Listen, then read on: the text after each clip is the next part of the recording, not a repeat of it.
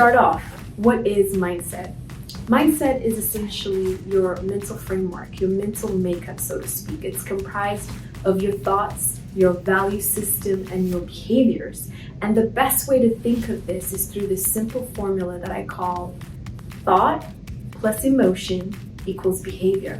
So if you find that your behavior is rigid and fixed and in a way that isn't in line with your purpose or your desire, that is a direct reflection of the thoughts that you've plugged in and therefore have made your mindset to become rigid. Why would mindset be such an important aspect? Well, the reason is that our mindset is foundational for our learning and personality. Our personality, who we are, is a direct reflection of our mindset. Also, our ability to learn new things and experience the world from different lenses is a direct reflection of our mindset. There's fixed mindset and there's growth mindset. With a fixed mindset, that is essentially the notion, the belief system that your characteristics and your abilities are innate. They're born, they're fixed, and unable to change. So they're very rigid. Whereas a growth mindset is of the principle that your abilities and your intelligence and skills are able to develop. So skills are built. You are in control and therefore not at the mercy of your divine makeup, so to speak. Fixed mindset is something that would say of the statement, either I'm good at something or I'm not. So there's no real room for growth or margin of error here.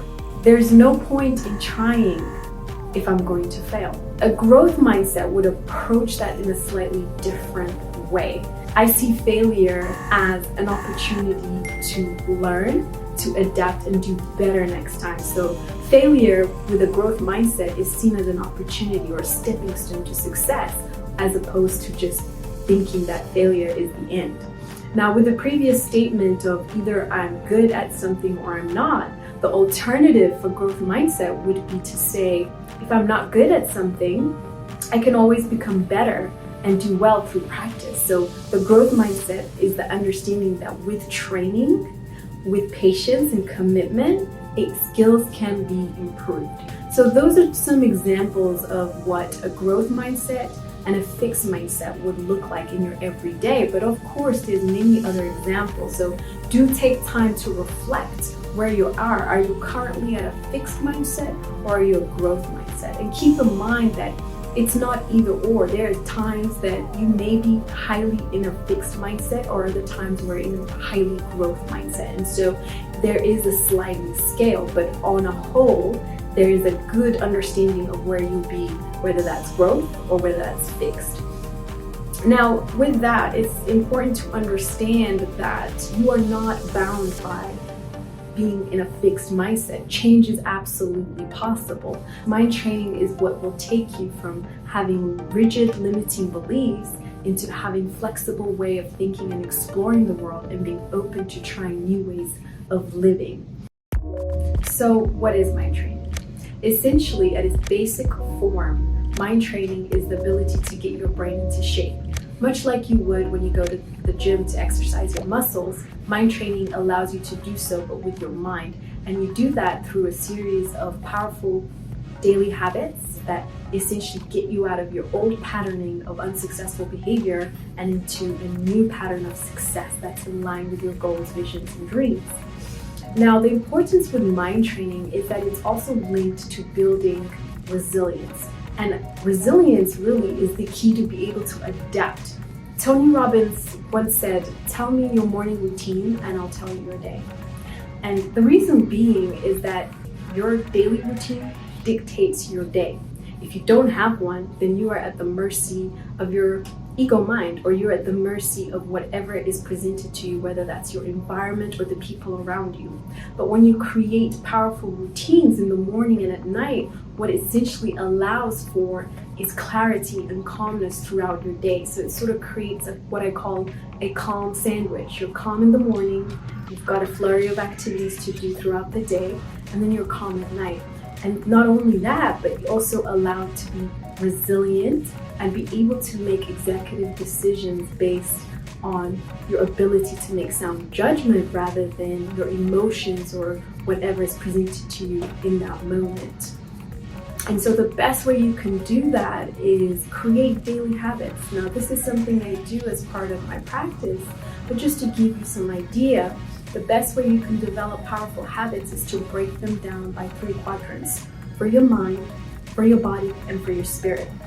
Some of the best things to do for your mind, I'm sure you've probably heard this in the past in other ways, is meditation. You can also write and journal. That's another way to really take out any negative limiting beliefs from your mind space and into surface. And so what that does is creates a clear map of the day, gives you mental bandwidth to think clearly and be in charge of your day. In terms of your body, now, one of the best ways to take care of your body without too much effort is through yoga. By doing flow yoga or some form of exercise where you move your body, you're basically allowing for that connection between mind and body first thing in the morning. Now, you can also do a morning walk. You do not have to be bound to yoga, but that is a simple form of just really getting yourself active throughout the day. Now, do something for your spirit. Now, one of the things with spirit does not necessarily mean you have to pray, although that is a wonderful way to really tap into the spirit realm.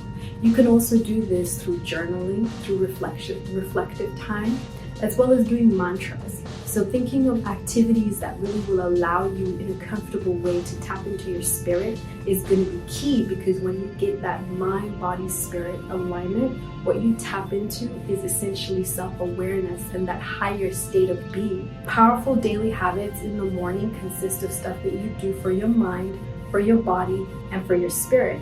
But equally so, in the evening, it's important to calm down and wind down from the day's activities. And so employing the same type of techniques for your mind and body, using different forms of tools and techniques, it does not have to be the same as your morning routine, is going to be paramount to creating that what I call calm sandwich, so that it also improves your sleep. Now, having excellent quality of sleep is going to be important to really develop good habits, but also help you to have successful mind training practices in place. The 2 fundamental practices that I would highly encourage everyone to do is to do gratitude and reflection. Now, this does not have to be necessarily only in the morning and at night. This is something you can practice throughout the day. But what gratitude allows you to do is to really reflect and take that time to really appreciate the success you've had the previous day, the current day, and also the future. But also what that does on an emotional level is really just boost your mood. To be able to give thanks allows you to feel good because you see the possibilities and the blessings in your day, and therefore shift any negative thinking from unsuccessful day to a very productive day. And so it really allows for that shift of negative thinking when you give your time for gratitude. Similarly, with reflection, what that does is really tap into your self-awareness and allows you time to really think about your day, your month, your week. With mind training, one of the best ways that you can really expedite the process of success is how you talk to yourself in a process that is called autosuggestion, which is essentially self-talk. So if you say, I am unsuccessful, what that's doing in the subconscious level is really programming you to be unsuccessful. So with that formula of thought plus emotion equals behavior, to say I am unsuccessful is telling your brain to think unsuccessful, therefore start feeling unsuccessful and start behaving unsuccessful. And so what autosuggestion or positive autosuggestion would allow that to do is really go back to that thought process and start to rewire that so that it is positive. So you're saying from I can't to I can. Over time, your subconscious mind will start to believe these new programming. Think of autosuggestion as a way to really talk to your subconscious mind in a powerful measure. And one of the ways that you can do that is through affirmations. And when you do affirmations, it's important to infuse your feelings because your subconscious mind is programmed in a way that it does not trust you or believe you unless you really engage your emotions. But this is all part of mind training. So doing this on a daily basis is going to be key. If you just do a couple mind trainings here and there, that's not going to lead to success, because that consistency is key to convince the subconscious mind that this new program that you're on, this new wiring of success, is something that you truly want and will achieve. So consistency is key. Are you using words of failure? Are you using words of success? Or are you using words of progress? Now, these are the three types. And then there's other ways that obviously that happen that we're not aware, but when you do mind training practices, you'll start to become aware of the language that you're using and whether it's in line with your purpose or not. And so I really encourage you to start thinking about the way that you're using your words, whether that's to yourself or to others, and start employing some of these terminology. Start to assess, are you speaking life or are you speaking failure into your everyday walk of life? And remember that what you say, you become. So what you say to yourself has to be important and a part of your everyday terminology of success.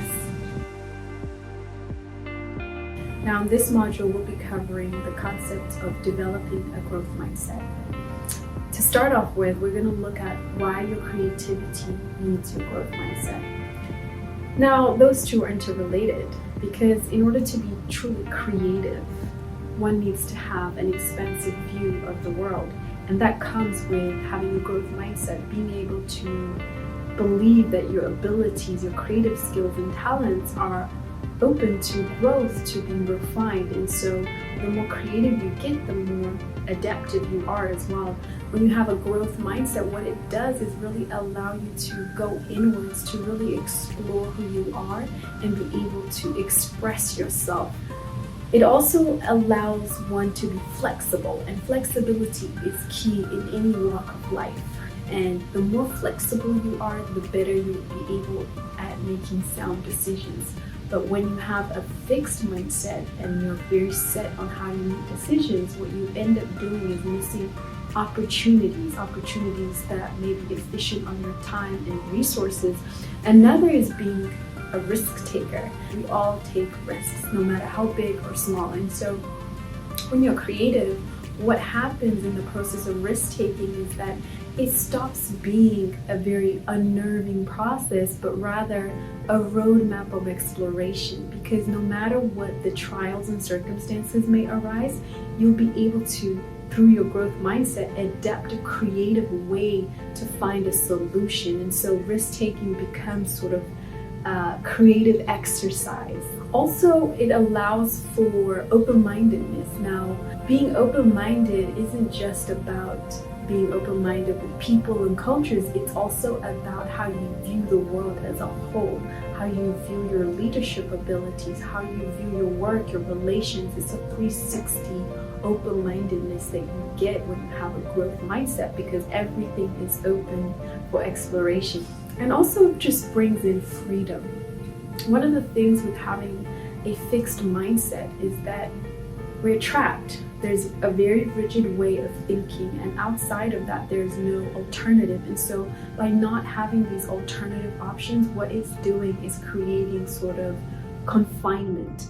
When you adopt a growth mindset and apply creativity, what you end up having is that freedom to really explore, to soar higher, to see new options and new territories, and not view the unknowns as a form of fear, but rather as an opportunity to explore. The best way as well to really bring all of this together is through some self-reflective time, where you really ask yourself, who am I? How do people see me? And how do I want to be seen? So that you have a 360 understanding of who you are, assess where your growth needs are, and really take in those measures to progress and not stay stagnant. So to conclude, your creativity is really going to allow you, through your growth mindset, to live bigger, dream bigger, and break boundaries. So allow the growth mindset to take forth and let your creativity soar.